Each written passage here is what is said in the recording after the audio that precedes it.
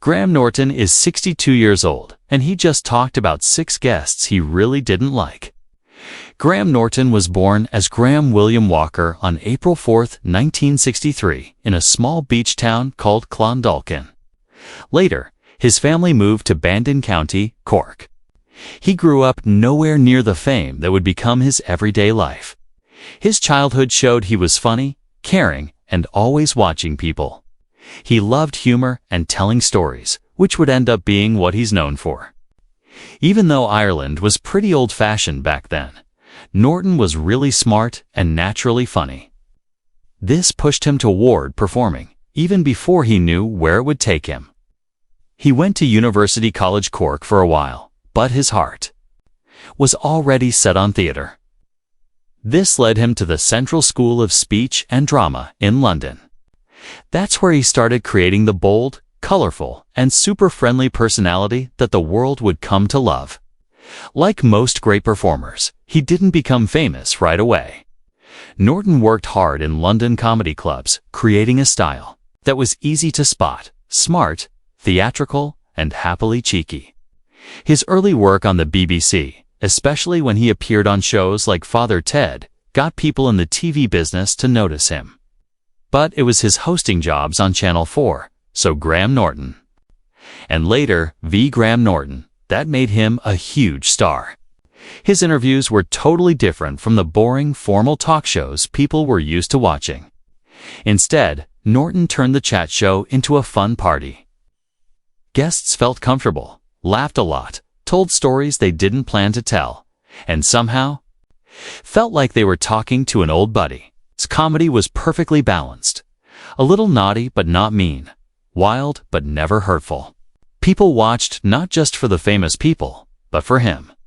When the Graham Norton Show started on the BBC in 2007, Norton had clearly become the most wonderfully surprising interviewer on British TV. The show quickly became super popular and famous for its bright red couch where Hollywood superstars, new stars, musicians, and sometimes whole movie casts sat together all at once. Norton's style was a special talent.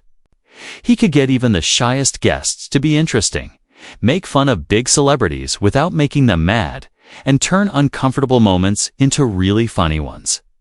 Many people say that nobody on modern TV has gotten as good at natural, easy charm as he has.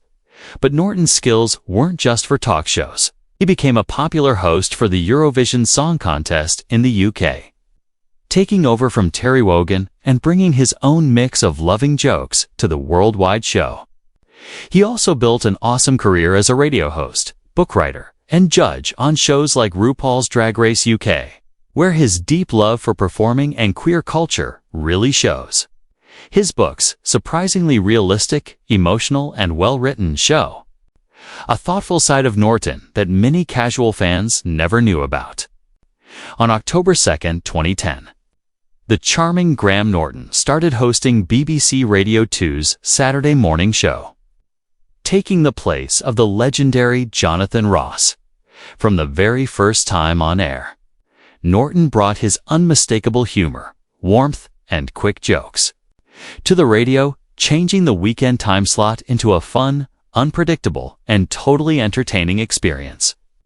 He worked with the super charming Maria Merlin, who became the show's agony aunt during the really popular segment called Grill Graham, where listeners could ask their important questions or problems, knowing they would get Norton's sharp, playful, and often hilarious answers. The show had lots of creative and interactive parts that quickly became fan favorites. In tune with a tale, listeners were asked to suggest songs with a story or plot, explaining the story behind the music, giving the audience a new way to think about songs they thought they already knew. Meanwhile, I Can't Believe It's Not Better let fans request songs that were once big hits, but looking back, might not have been that great, creating moments of laughter, memories, and gentle musical teasing. Unlike weekday favorites like Steve Wright in the Afternoon, which played from 1400 to 1700, Norton's Saturday show quickly became more than just a radio program. It became a complete brand with its own personality, rhythm, and style. Each hour had a special flow, often filled with funny, playful conversations, audience participation, and a mix of familiar and original music jingles. While Norton did use regular BBC radio to jingles, he also added distinctive custom-made jingles performed live by the BBC Radio 2 Orchestra, adding a touch of drama and style that made the program feel special and instantly recognizable. Beyond his success, Graham Norton is a cultural icon whose impact goes way beyond entertainment. For many LGBTQ+ viewers, especially those who grew up without open representation on TV, Norton became a shining example, someone totally himself during a time when that wasn't always easy. He didn't build his career despite who he is. He built it with it and did it with humor, humility, and huge heart. He has talked openly about challenges, fears, relationships, and the pressure of being famous. And this honesty only made the connection he has with millions of fans stronger. Today, Norton is celebrated not just for how long he's been in the entertainment world, but for how he changed it. His interviews have become legendary. His comedy timing is thought to be among the best in the business. And his signature laugh, bright, spontaneous, and uncontrollably contagious, has become a kind of cultural landmark. As a broadcaster, he has won countless awards and global recognition. But maybe his greatest accomplishment is simpler. He makes people feel comfortable. He makes them laugh. He makes them forget the hard stuff in the world, even if just for an hour. Graham Norton, the well-known Irish television and radio presenter, comedian, and actor, has been in a loving and committed relationship with John O'Mloud, whom he officially married in 2022. Their wedding was a big and happy moment in Norton's personal life. It was celebrated quietly but meaningfully, showing the couple's preference for privacy even with the intense public spotlight that comes with Norton's celebrity status. John O'Mloud, who has kept a pretty low public profile compared to Norton's high-profile career in entertainment, is often described as a supportive and loyal partner, someone who gives a grounding presence in Norton's life. Their relationship, built on mutual respect, trust, and shared values, has been admired by fans and media alike, especially in a time when public figures' personal lives are often looked at closely. The marriage not only shows a personal commitment, but also highlights Norton's journey toward a fulfilling private life, balancing the demands of his worldwide fame with the closeness and warmth of a stable partnership. Over the years, their relationship has been marked by shared milestones, travel, and quiet moments away from the public eye, showing that behind the laughter, charm, and dazzling television personality, Norton treasures his life with O'Mloud.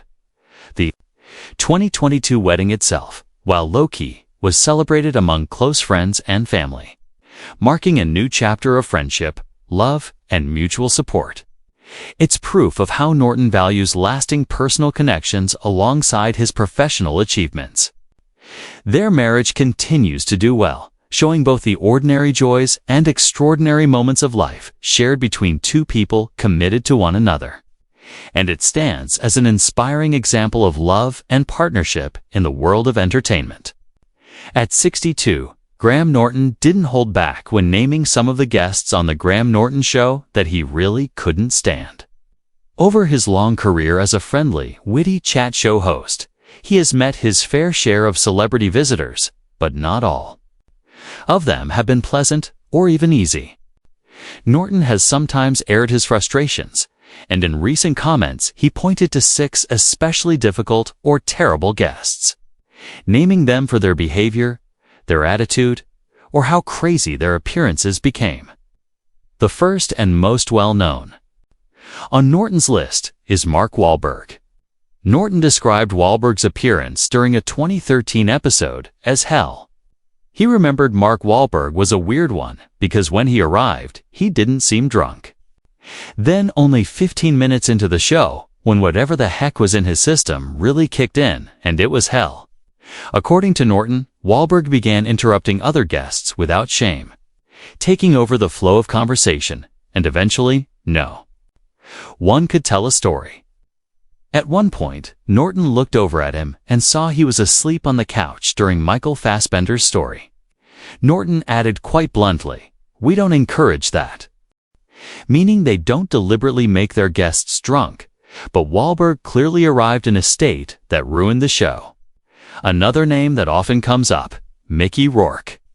Norton has described him as just exhausting. Rourke apparently showed up with half a bottle of Jack Daniels, and he insisted on chain smoking throughout the taping. Norton said, "I'd turn away for a second, and he'd have lit another cigarette. It was so boring." You feel like a teacher taking children on a school trip, not a chat show host. It's a constant cigarette lighting and general disengagement made for a very difficult interview.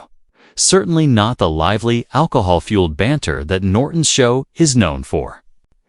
Then there is Kevin Costner, another Alistair, who despite his star power, rubbed Norton the wrong way. According to Norton, Costner appeared standoffish, almost reluctantly participating. Norton said, "I ask him a question, and he looks at me like, 'Jesus, do I have to talk to this man?' He kind of gives half a weak answer.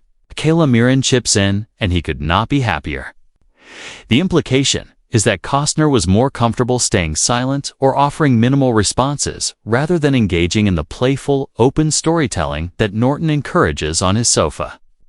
Robert De Niro is another name Norton singled out. While De Niro is one of the most respected actors in Hollywood, Norton felt he was a poor guest in conversational settings.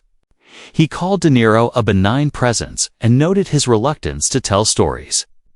At the Cheltenham Literature Festival, Norton remembered, "We were all leaning in, willing it to be amazing." Then he finally went, "Why am I telling this?" A Tobody had an answer. We cut it. For Norton, De Niro's silence and unwillingness made the interview feel flat, almost like the actor was only there because he had to be, not because he wanted to share or connect. One particularly chilling name on the list is Harvey Weinstein. Norton has said that Weinstein is his least favorite guest ever, and for very troubling reasons. Norton recalled how Weinstein had constantly insisted on being on his show, emailing Norton after being initially turned away. Norton described the emails as weird tunnel vision behavior, and looking back, he found them deeply unsettling. It was sort of chilling in retrospect. That is what makes him a predator. Beyond personality clashes, Norton was struck by Weinstein's persistence and insight he felt into a darker side of the man. Finally, Daryl Hannah makes an appearance on Norton's list of challenging guests. Norton said she wasn't a great guest, not because she was rude or demanding, but because she seemed painfully anxious. Norton explained that she had a known fear of chat shows and that he'd been warned of possible fainting issues. During the episode, she was nervous and the show was still a very poor show, Norton admitted. But there was a silver lining. After it was over, Hannah was high as a kite. She really felt like she'd done an amazing thing, and I was thrilled for her that she had gotten through it. For Norton, it was less about her being mean and more about her being deeply uncomfortable. A guest who didn't quite fit into his fast-paced, story-driven format. Norton has also spoken more broadly about how some guests just kill the energy in the room. He once said that some people carry in a kind of sadness or defensiveness that brings down the show. "You kill every room you enter," he told SiriusXM. He sometimes reduces that risk by booking a comedian alongside potentially difficult guests to make sure someone lightens the mood. In naming these 6, Mark Wahlberg, Mickey Rourke, Kevin Costner, Robert De Niro, Harvey Weinstein, and Daryl Hannah, Norton wasn't just complaining. He was offering a rare, honest peek into the behind-the-scenes realities of chat show hosting. Not all stars are charming. Not all stories work, and sometimes the glamour hides something far more challenging. As he put it, there are people on the show that you don't like, but that doesn't mean they are a bad guest. Yet for these 6, he clearly made an exception. F.